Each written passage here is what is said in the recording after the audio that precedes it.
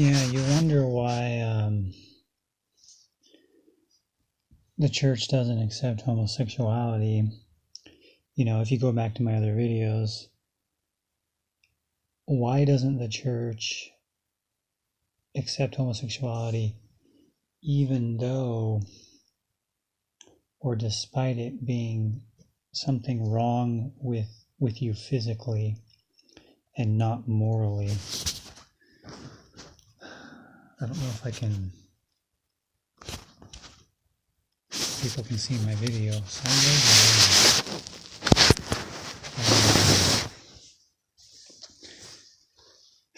So I believe that it's the pollutions in the environment, but it's interesting because you can have, it's almost like what they've done to people is because of vaccines and mercury fillings and other chemicals, they're able to mess with them so that they desire sex with the same sex, and that's what's going to feel the best. And it's interesting if you think about it that they're able to mess with your sexual desire and not have other problems, if you know what I mean. Like, you can still have good eyesight and be very healthy, but it's just your sexual desire that can be the problem. I mean, I know a lot of gay people have other problems, they can have other physical problems or even mental, just like everybody else. I don't know. Just thinking of it like maybe autism or whatever. But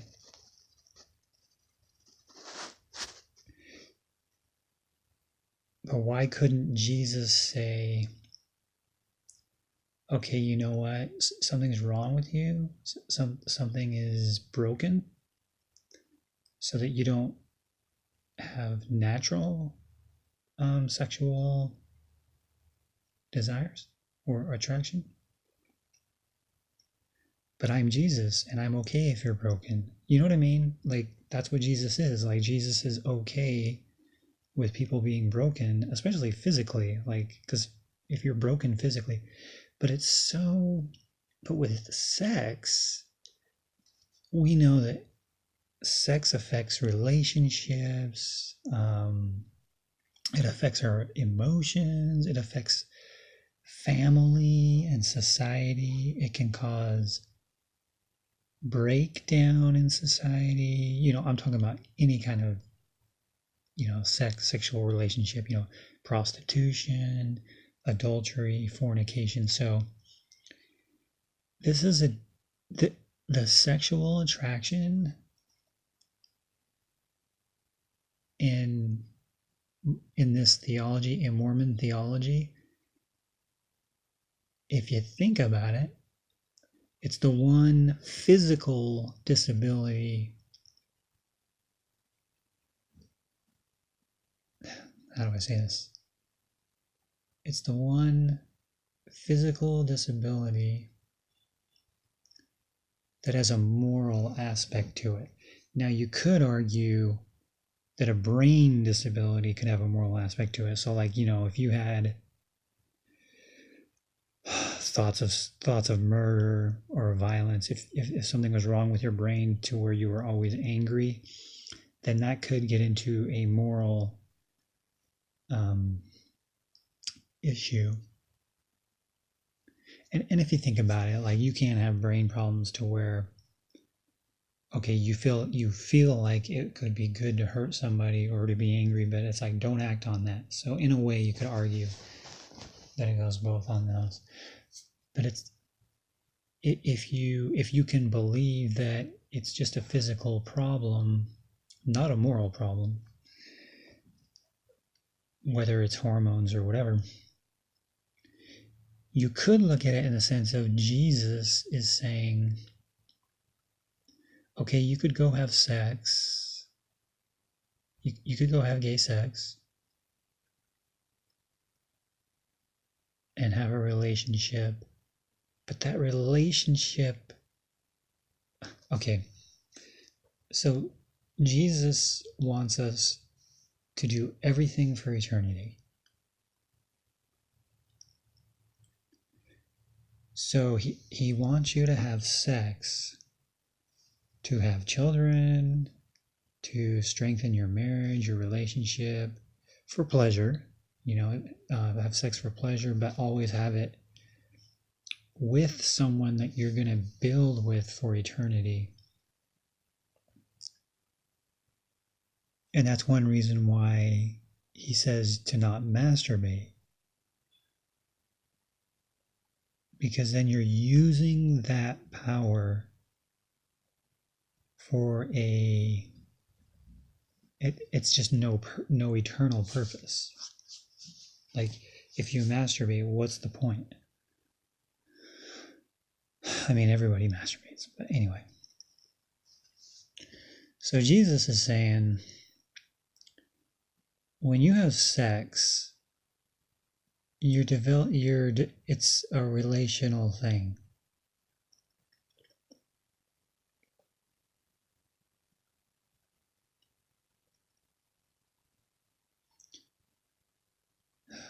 See, this is complicated. So he's saying to not have same sex.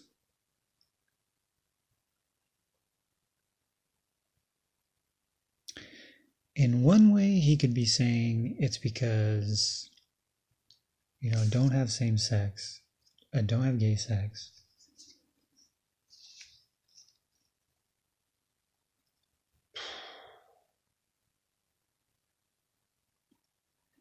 Because in the next life, when you're resurrected, you're going to be perfect. Everything will be natural. Everything will work naturally. Your teeth, your eyes, everything, whatever problem you had, whatever problem anybody had, it won't be there anymore. So if you're having gay sex, you're doing something and you're making into a habit something that won't be there in eternity. And there is one scripture, there is one doctrine in the Book of Mormon that talks about, it says, whatever spirit we have in this life, that same spirit will be with us in the next. So if you're doing something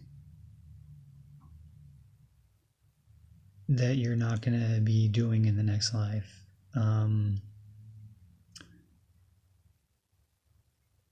the spirit that you have is like temporal or just mortal, if you think about it.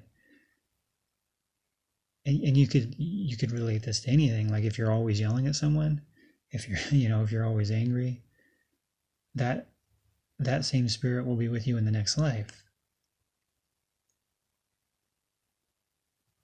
And that's interesting to think about.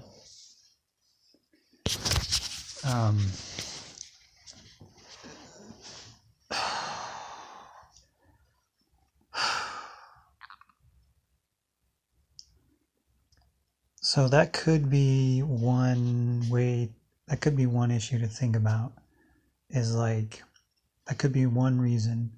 Now, I think there's also, so there's like the reasons for the individual in the church, and that could be one of the reasons, because it's like, don't do anything in this life that will become a habit,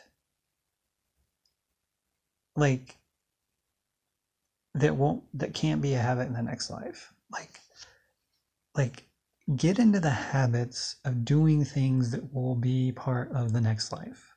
So praying to God, singing to God, helping others, having male-female relationships, having families, you know what I'm saying? So if you had gay sex, like, in a resurrected body, you won't desire same sex.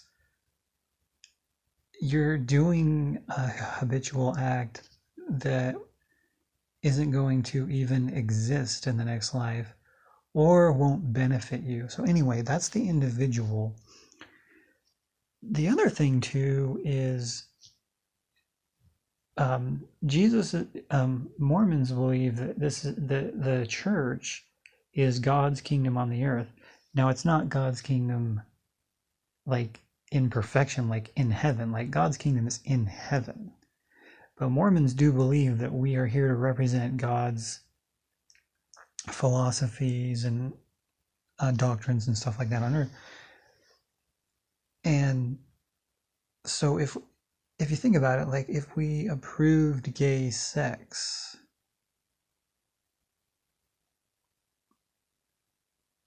it would mean that there is no morality, that there is no sexual morality. Like, think about it. Like, if we approved gay sex, if the church approved gay sex, we'd have to approve all sex, like fornication, sex before marriage, adultery,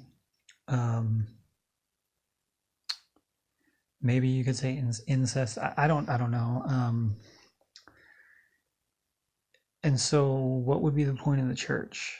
Because supposedly the church is here to teach you the laws of heaven, and then it's also here as a rebuke to the earth. In one instance, as a teacher to the earth, to teach the world in a time of immorality, you could say wickedness. The church is supposed to be here to teach the world the right way. The church is here to teach the world, okay, if you want peace, here's the laws you should live. Here, come follow Jesus, and then also there is life after death. And so Jesus has this duty to teach the world, and so that's part of the how do you say it?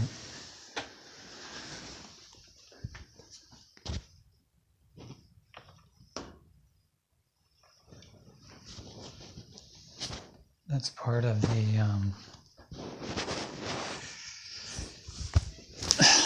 duty of the church. And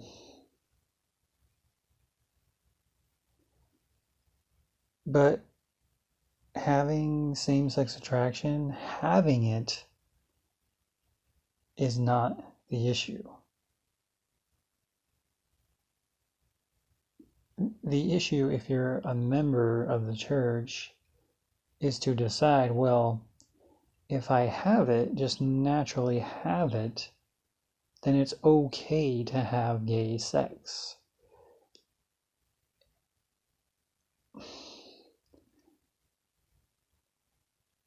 So God is saying it's a handicap.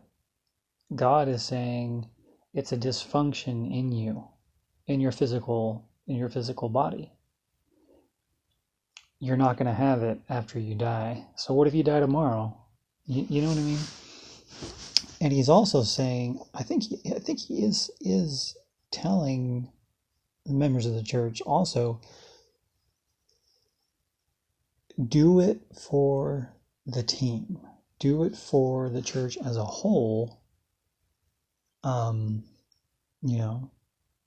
Stay moral, don't have gay sex, and carry that cross. That's one way you could think of it, like carrying a cross.